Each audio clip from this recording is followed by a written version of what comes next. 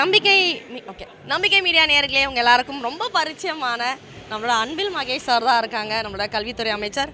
வணக்கம் சார், எப்படி இருக்கீங்க? நல்லா இருக்கேன். நீங்கள் எப்படி இருக்கீங்க? உங்க பக்கத்துல கொஞ்சம் டல்லா இருக்கேன் சார்.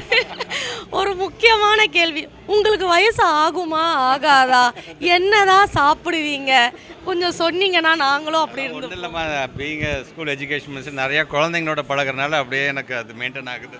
அப்படி தான் எனக்கு அதுதான் என்னுடைய சத்தாக நான் பார்க்குறேன். கண்டிப்பா இருக்கலாம். அண்ட் மலேசியாவுக்கும் அன்பில் மகேஷ் சாருக்கும் ஒரு நெருக்கம் இருக்கு. ஏன்னா குழந்தைங்களை கூட்டு போறீங்க வரீங்க, இந்த மாதிரி விஷயங்கள்லாம் பண்றீங்க.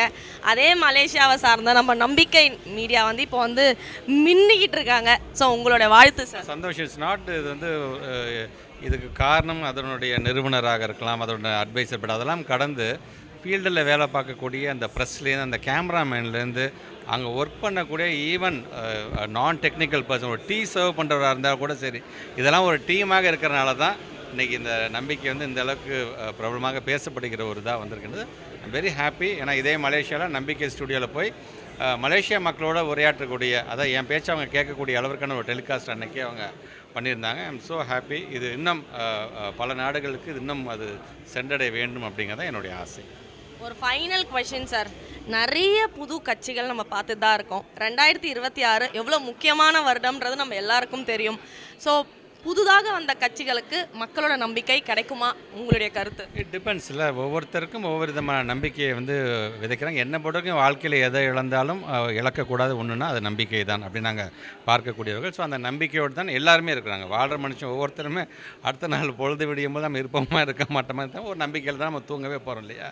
அந்த மாதிரி தான் எத்தனை கட்சிகள் வந்தாலும் சரி, ஒவ்வொரு கட்சிக்கும் ஒரு கொள்கை இருக்கின்றது, ஒரு இலக்கு இருக்கின்றது, மக்கள் பணிகள் இருக்கின்றது. அது சார்ந்து மக்கள் அவர்கள் மீது நம்பிக்கை வைத்தார்கள் என்று சொன்னால் மீண்டும் மீண்டும் அவர்கள் தேர்ந்தெடுப்பார்கள். Thank you sir. லாஸ்ட் கொஸ்டின், உங்களோட வாழ்க்கையில் நம்பிக்கை நட்சத்திரம் யார்?